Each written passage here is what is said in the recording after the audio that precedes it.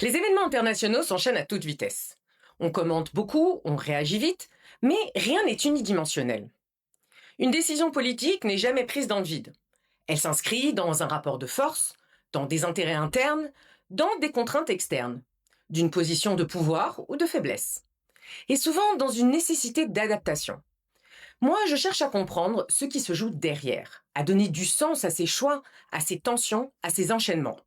Je suis Léa Landman et vous écoutez Zone d'influence. Commençons par une question inconfortable.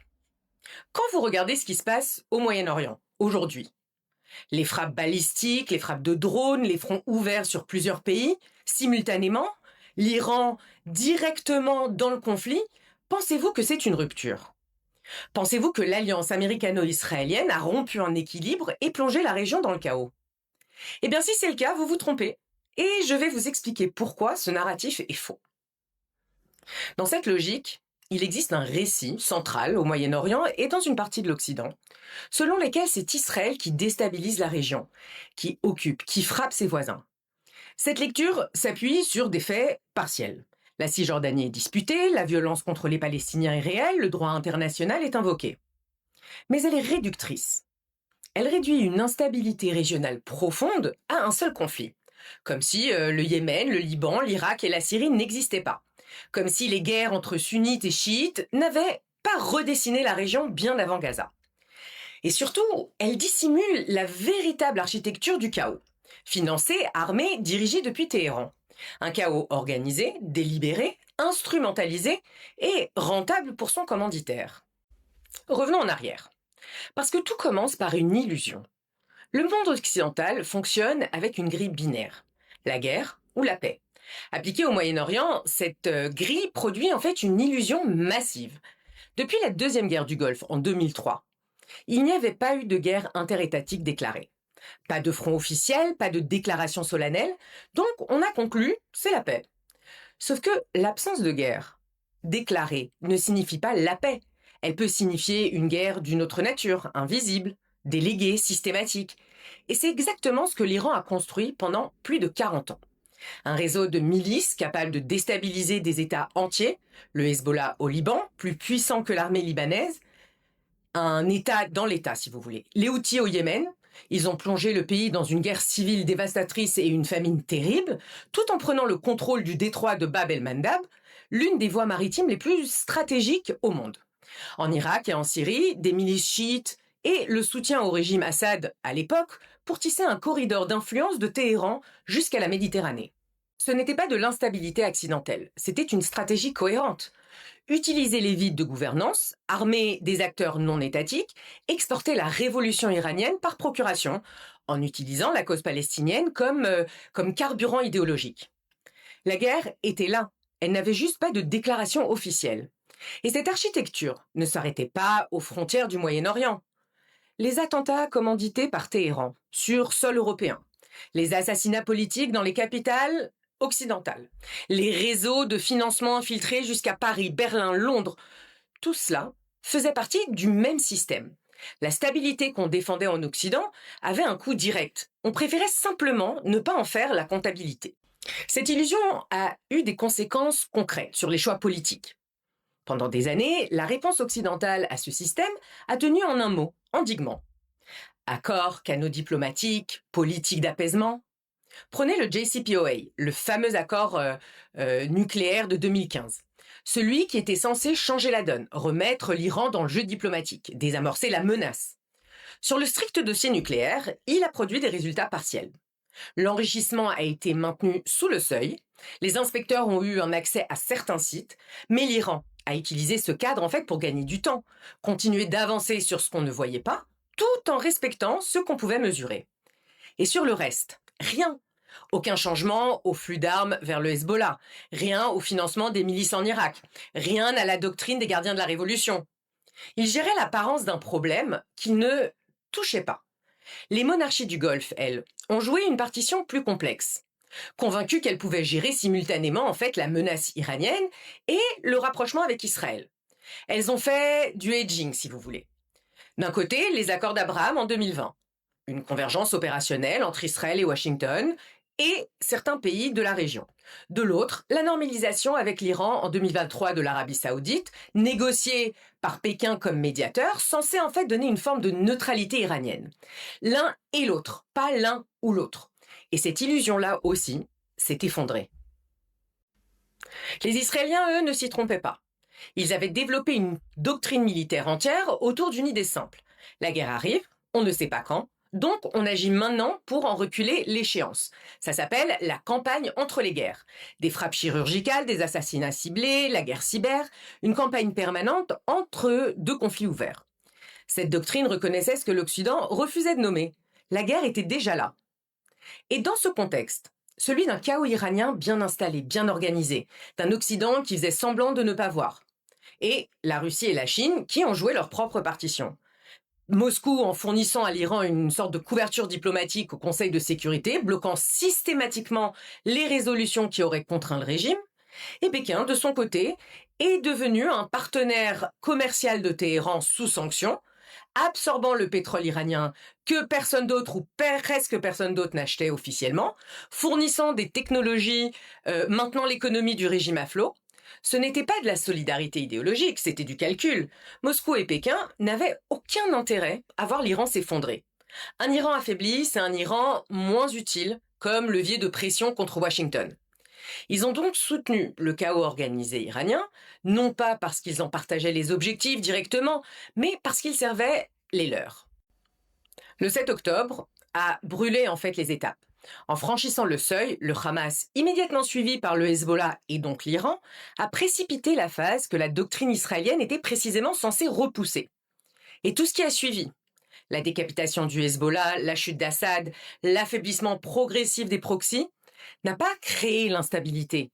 Il a révélé en fait ce qui existait déjà. C'est là que tout bascule. Non pas dans le chaos, mais vers sa conclusion logique. Pendant plus de 40 ans, l'Iran a suivi une règle non écrite. Ne jamais frapper Israël directement. Laisser les proxys faire le travail. Maintenir une distance plausible. Préserver la possibilité en fait de négocier. Cette règle, elle a volé en éclats en avril 2024. Première attaque directe de missiles et de drones depuis le territoire iranien contre Israël, puis une deuxième fois en octobre 2024. Et c'était pas une escalade accidentelle, c'était vraiment un changement de doctrine, qui a été forcé en fait par l'épuisement des options. Le Hezbollah est saigné, le Hamas décimé, ou presque, puisqu'il contrôle encore une large partie de Gaza. Le corridor syrien supprimé par la chute d'Assad, et la Syrie d'Al-Shara, l'ancien allié stratégique de Téhéran, aujourd'hui en transition et en tension ouverte avec le Hezbollah à sa frontière nord, et qui coordonne aussi avec Israël et l'Occident. L'ancien allié est devenu une variable hostile en fait dans le propre dispositif iranien.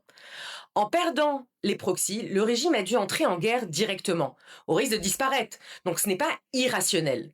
C'est presque la rationalité d'un régime dos au mur, en mode survie.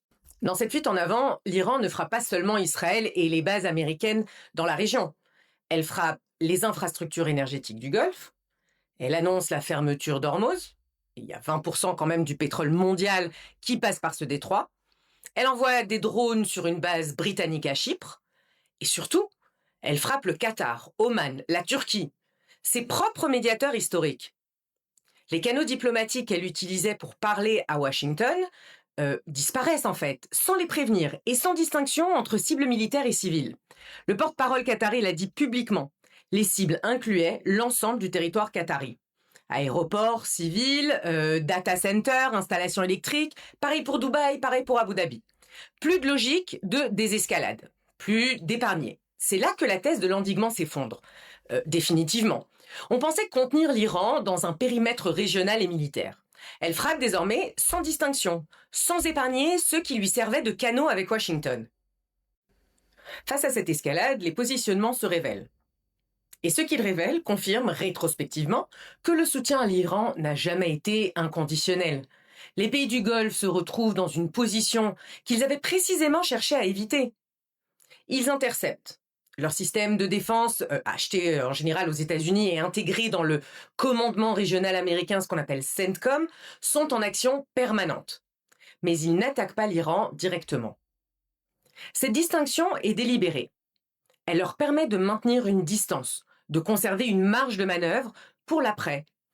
Quand des sources israéliennes ont prétendu que les Émirats avaient frappé une installation iranienne, Abu Dhabi a démenti avec une colère publique rare, accusant Israël en fait de parler en leur nom, sans leur consentement.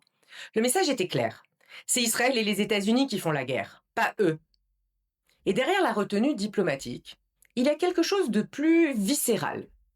Les Émirats, l'Arabie Saoudite, le Qatar, Oman, ce sont des pays qui avaient fait le pari du dialogue, qui avaient normalisé plus ou moins avec l'Iran, tenté de construire des canaux.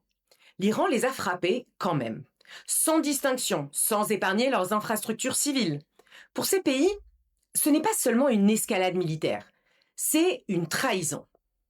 L'Europe, elle, est dans une position inconfortable, qu'elle peine à nommer.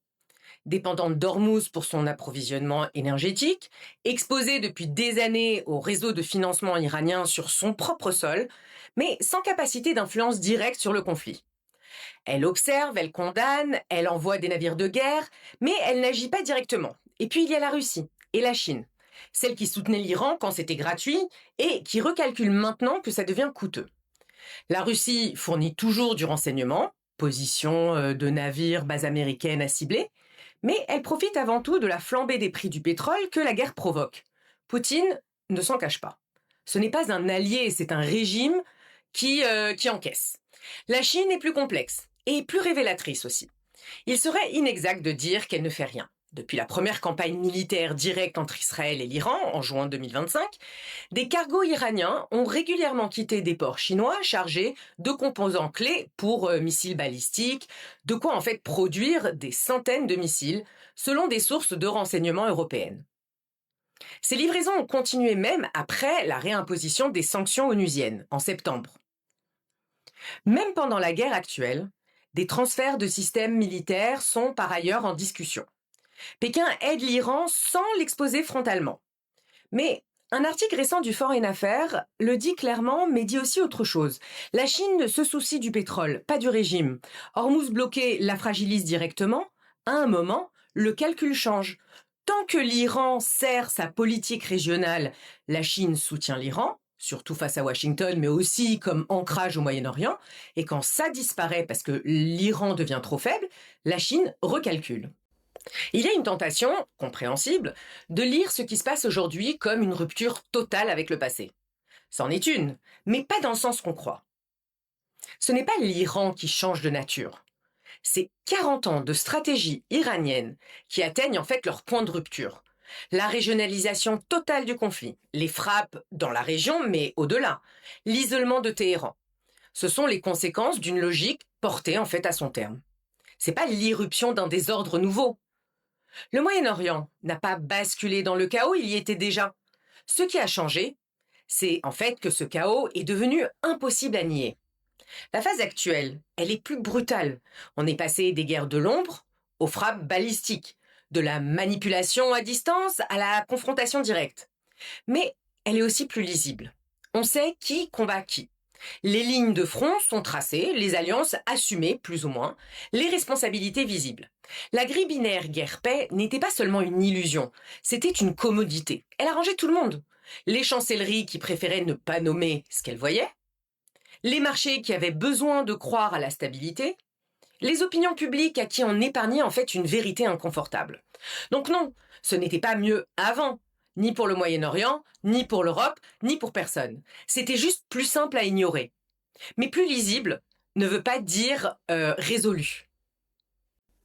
Un dernier mot sur le jour d'après.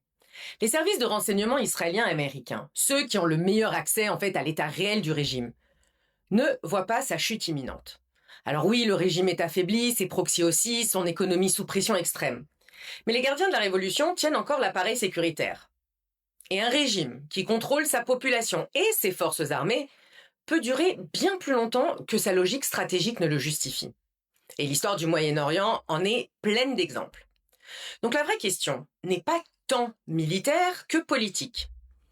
Quel régime iranien sort de cette guerre? Avec qui il peut négocier? Et dans quel cadre? Si les gardiens de la révolution consolident leur contrôle, eux sont sur les listes de terroristes américaines et européennes, ils ne peuvent pas négocier directement. Ils ont besoin d'un intermédiaire. Oman, peut-être. La Turquie, relativement épargnée par Téhéran pendant ce conflit. est déjà positionné comme médiateur possible pour le jour d'après, puisque c'est la Turquie qui mène l'effort de cesser le feu. La Chine probablement, et si c'est Pékin qui tient les clés de cette négociation, qu'est-ce que ça va changer en fait dans l'architecture régionale que Washington essaie de construire? La région est plus lisible, mais elle n'en est pas moins dangereuse. Et cette tension-là, entre la clarté des lignes de front et l'opacité de ce qui vient après, c'est précisément ce que personne aujourd'hui ne sait résoudre.